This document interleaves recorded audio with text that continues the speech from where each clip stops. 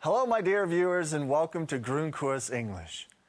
I'm happy to see you, and I'm sure you are even happier to see me. I hope. Anyway, do you like shopping? Then this is the perfect episode for you. We will have a lot of shopping in this episode.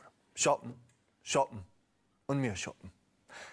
And we will not compare prices.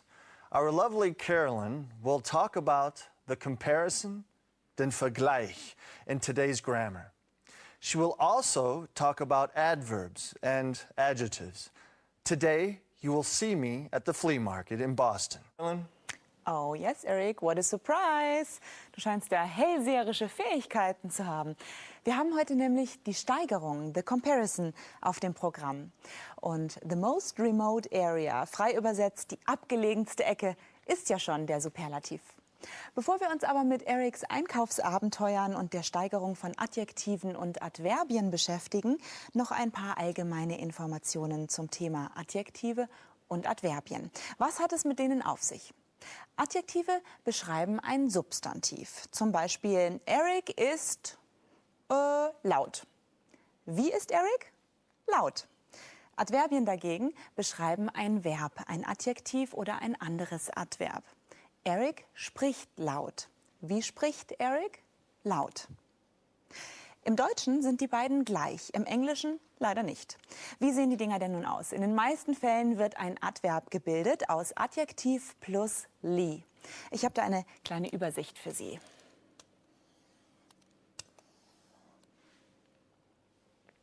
Gleich zu Anfang haben wir hier aus unserem Beispiel laut.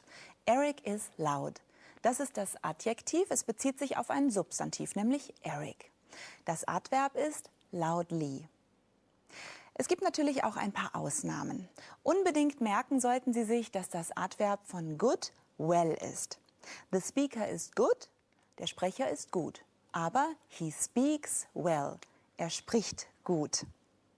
Es gibt Verben, bei denen keine Adverbien erforderlich sind. Da wäre zum Beispiel to be, aber auch to look, to smell, to taste und noch einige mehr. Sie finden im Buch oder auch im Internet noch einiges zum Thema Adverbien und Adjektive.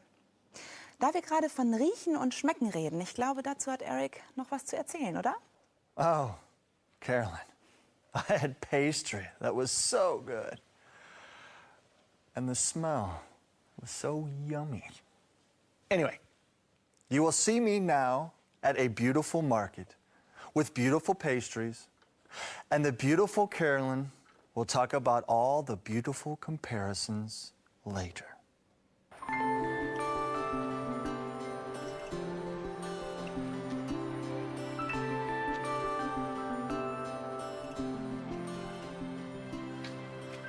Hi, how you doing? I'm doing all right. How are you? Pretty good, thanks.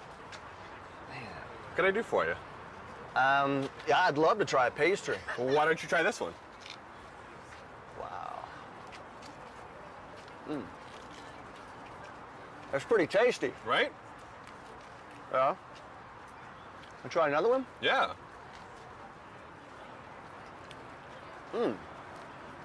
That's tastier. That's what I hear. Oh, it's really good. You know what? I'm not interested in antiques. I'm more interested in baked goods. I hear you. It's really good. Listen, do you want to buy anything? The less money you have, the fewer things you can buy. That's true. Get out of here. What a goon.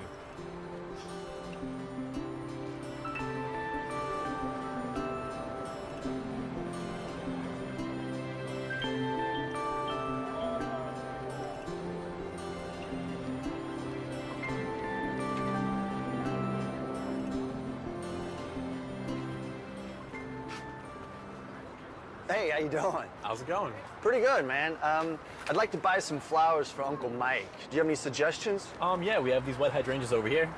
Those are nice. We also have these other ones over here. Those are nicer, but he's a difficult guy.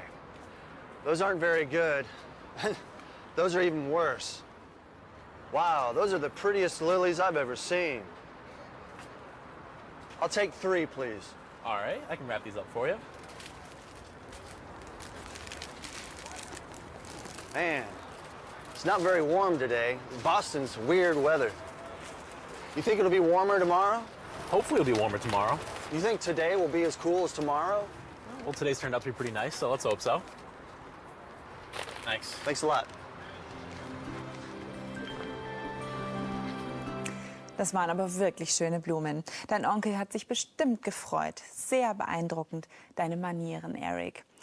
Aber noch beeindruckender, für mich zumindest, ist natürlich, was da alles an Grammatik drin steckt.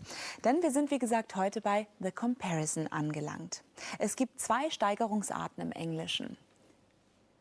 Erstens die germanische Steigerung. Bei dieser wird an die Adjektive er bzw. est angehängt. Und zweitens die romanische Steigerung. Bei dieser steigern wir mit more und most. Wir beginnen mit der germanischen Steigerung. Die liegt uns Germanen ja auch irgendwie näher, oder? High, higher, highest. An das Wort wird beim Komparativ er und beim Superlativ est angehängt. So steigern wir Adjektive mit einer Silbe wie high, warm, nice und einsilbige Adverbien, so zum Beispiel fast. Einige zweisilbige Adjektive wie clever oder easy werden auch germanisch gesteigert. Dafür habe ich eine Eselsbrücke für Sie.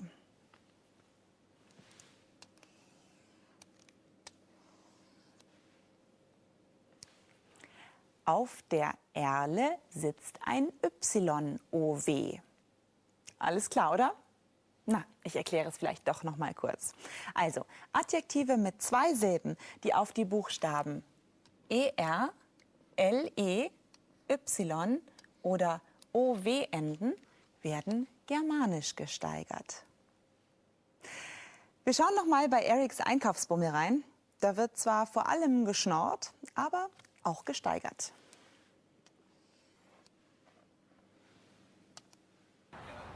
This pastry is tasty. This pastry is tastier. Dieses Gebäck ist lecker. Dieses Gebäck leckerer. Gut, leckerer ist jetzt ein ziemlich blödes Wort, aber es dient unserem Zweck. Sie sehen die Steigerung im Englischen. Tasty mit Y wird zu tastier mit I. Schauen wir uns noch ein Beispiel für eine Steigerung an. So, was ist das denn nun? Sie mutmaßen richtig. Alle zweisilbigen Adjektive außer den Erlen werden romanisch gesteigert. Es kommen also more oder most dazu. Wir steigern modern also so. Modern, more modern, most modern. Auf die gleiche Art und Weise werden Wörter mit 3 oder mehr Silben gesteigert. Beispielgefällig? Okay. Moment. Hier haben wir es. I am not very interested in antiques.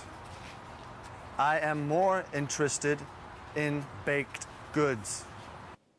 Hier haben wir also nun interested. 3 Silben. Ein eindeutig mehrsilbiges Wort. Deshalb auch more interested. Und ebenfalls mit more und most steigern wir die Adverbien auf ly. Aber halt, gibt es da Ausnahmen? Natürlich gibt es Ausnahmen. Those flowers are even worse. Bad, also schlimm, schlecht, ist so eine Ausnahme. Die Steigerung ist bad, worse, worst. Eine weitere Ausnahme ist das Gegenteil von bad, nämlich gut, good. Good, better, best. Und genauso das Adverb well, better, best. Das ist ja gut zu merken, denn im Deutschen ist es genauso. Es heißt ja auch nicht, die Tomaten sind guter. Und jetzt zurück zu the best presenter in German television, Eric Glettard. Thank you. Thank you. And nochmal, thank you. Thank you. Thank you. Okay. Thank you. Let's talk about something else besides who is good, better, or best. Maybe after all these comparisons and grammar explanations, we all could use a short break. Therefore, I would like to show you the beauty of Canada, wildlife, and nature.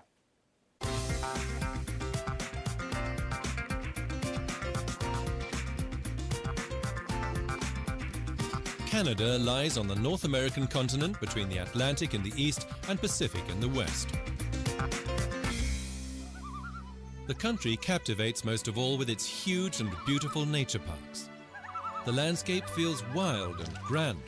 20% of what's left of the world's wilderness areas is to be found in Canada. Many places can only be reached by special means. That's why waterplanes are a common means of transport in Canada. They are an excellent way to conquer the wilderness. For Europeans, an unusual sight. Moose adapt well to any environment. They are most at home, though, in difficult, uneven terrain. Even temperatures as low as -50 degrees Celsius don't worry them at all. This is important for survival, for Canada's inhabitants too, because the climate is harsh, especially for the Arctic temperatures in the north. In the west, the picture is quite different. Around Georgian Bay at Midland, it can be really warm. Long stretches of beach invite holidaymakers from the cities for a relaxing break. Here they can chill or get some action. On the picturesque Niagara Peninsula, it is mostly mild and sunny too. Excellent conditions for fruit and wine growing. And here you will also find one of the most spectacular nature extravaganzas in Canada, the Niagara Falls. They are the biggest and most water-abundant falls in North America. The Niagara River plunges around 50 meters down and divides into two separate falls. The border between Canada and the USA runs between them. The falls have never been granted the status of a UNESCO World Heritage Site, despite their grandeur. A lot of American newlyweds, frisch verheiratete Paare, go to Niagara Falls for their honeymoon. The falls are absolutely amazing. Anyway, speaking of amazing, it really is amazing how patient everybody is with our poor Bavarian friend in Boston. Let's have a look.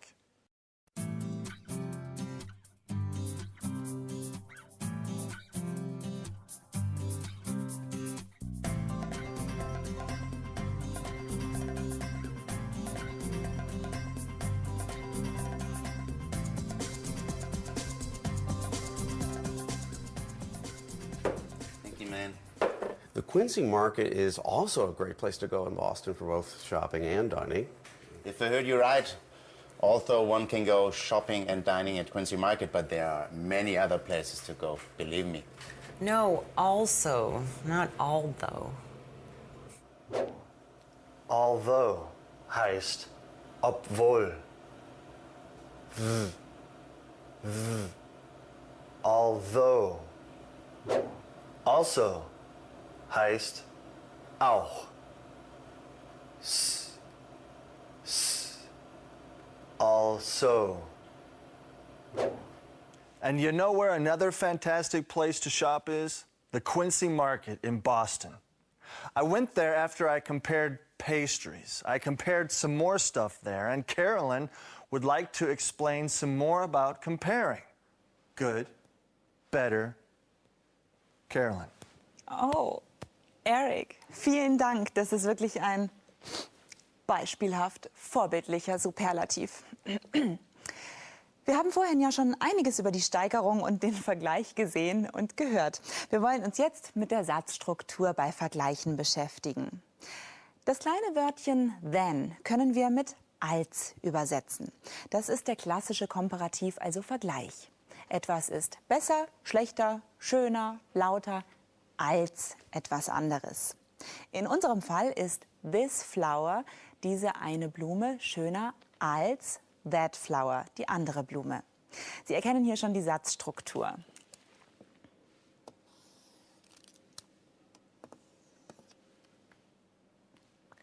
Nach einem Komparativ folgt than als Vergleichswort. John is taller than Jim. John ist größer als Jim. This flower is more beautiful than that flower. Möchte man nun mitteilen, dass etwas nicht schöner, besser, größer, sondern gleich groß oder genauso schön ist wie das andere, dann geht es so.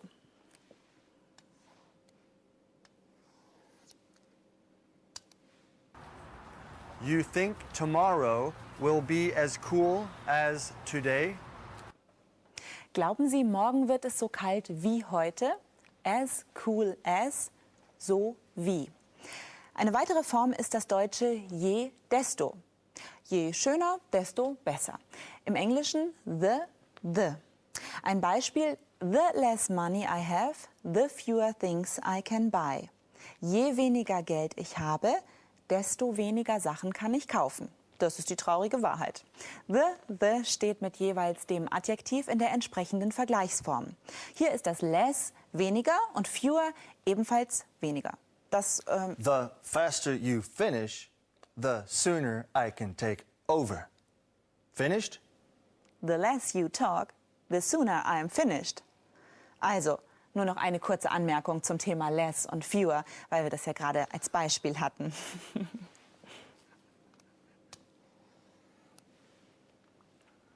Sowohl little als auch few bedeuten wenig. Das hier sind die entsprechenden Steigerungen. Und wann verwendet man was? Little wird bei Hauptwörtern verwendet, die nicht zählbar sind, während few für zählbare verwendet wird. Es heißt little money, weil Geld nicht zählbar ist. Es gibt ja nicht ein Geld, zwei Geld und so weiter. Hätte Eric dagegen gesagt, je weniger Münzen ich habe, hätte es the fewer coins I have heißen müssen. Noch ein Beispiel. I have little tolerance for disturbances, but I can forgive it a few times. So, und das war's auch schon von mir. Ich gebe ab an den Störenfried, Eric. Sometimes I'm glad that I don't understand every word you are saying in German. Thank you anyway, Carolyn.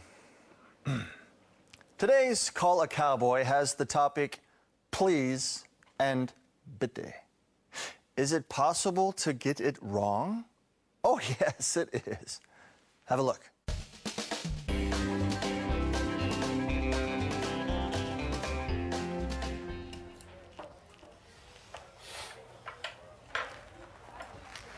Excuse me, Please, are you using your salt? I haven't got any on my table. please, Thanks so much. please. What, please? I think I need to call a cowboy.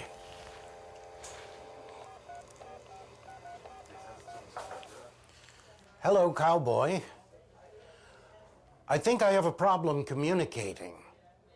Could you please come to the rescue?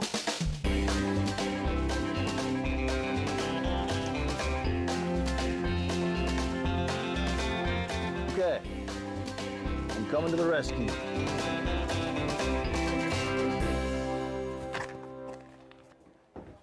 What seems to be the problem, partner? Ich habe mehrmals bitte gesagt, mit einem Lächeln, und habe gar nichts bekommen. Gar nichts. Kein Problem. Das deutsche Wort bitte hat mehrere Bedeutungen. Aber auf Englisch, das Wort please hat nur eine. Erstens, bitte als bitte oder als Aufforderung ist gleich please. Beispiel. Sonja, kannst du bitte die Tür zumachen? Sonja, can you please close the door? Zweitens, bitte als Reaktion auf Danke ist gleich you're welcome. Beispiel. Vielen Dank für die Karten. Bitteschön, gern geschehen. Thanks a lot for the tickets, partner. You're welcome. Drittens, bitte als wie bitte ist gleich excuse me or sorry. Beispiel. Wie bitte? Ich habe Sie nicht verstanden. Excuse me, I couldn't understand you. Und viertens, bitte als bitteschön ist gleich here you are. Beispiel. Hier ein Bier. Bitteschön. One beer. Here you are. Thank you, cowboy. Now I know the difference between bitte and please. You're welcome, partner. remember one thing. If you find yourself in a hole, the first thing you do is stop digging. The second thing you do is call a cowboy.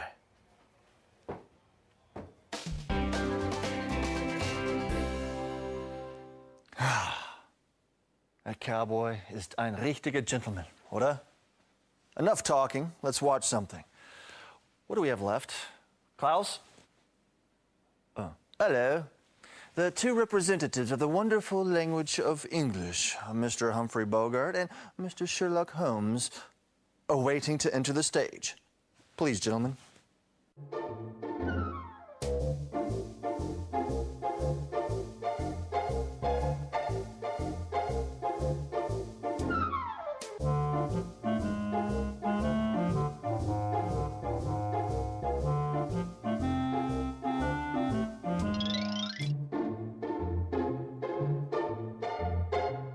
Suspenders, braces.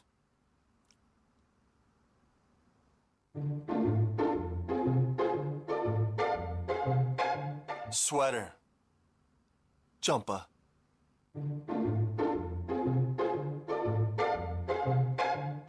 Pants, trousers.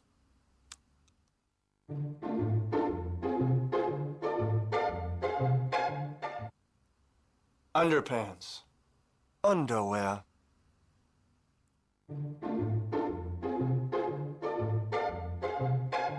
Bathrobe, dressing gown.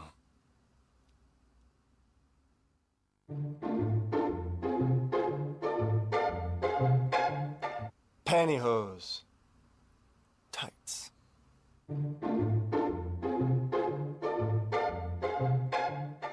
Jockey shorts, briefs.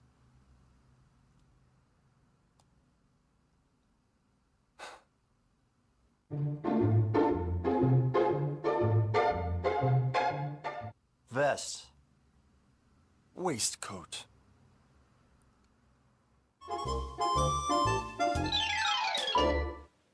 Thanks to those two guys, everybody knows all the English words for Herrenunterhose.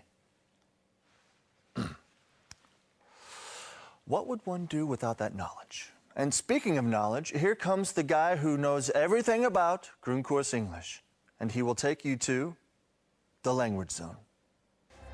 You're talking in a different language, hoping everyone understands you. Beyond the language, there is another dimension, a dimension of articulation, a dimension of self-confidence, a dimension of knowledge. You are moving in a land of both listening and comprehension. You are now entering the language zone. In the book, Last Chance to See, by Douglas Adams, Adams and his friend, Coorden, travel to various locations. They hope to meet species on the brink of extinction.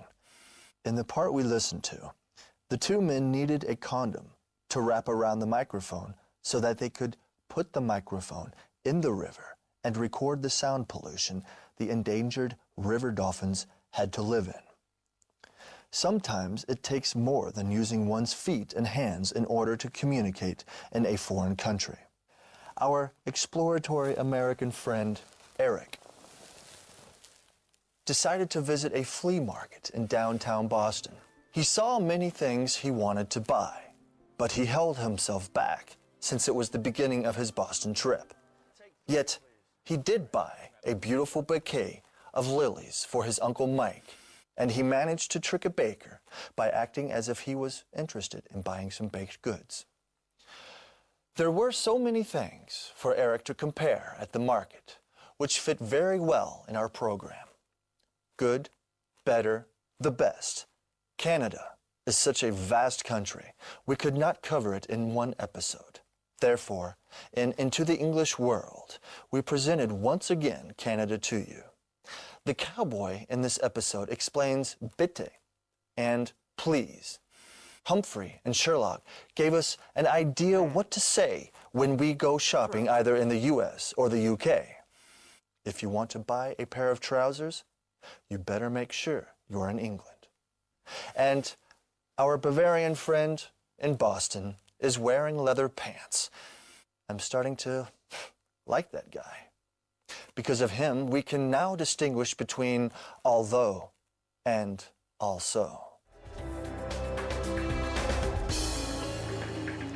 That wasn't so bad after all, was it? Enough of the comparative. Let's use the superlative and say, man soll aufhören, wenn es am schönsten ist. In diesem Sinne, goodbye, good luck, see you soon, and auf Wiedersehen.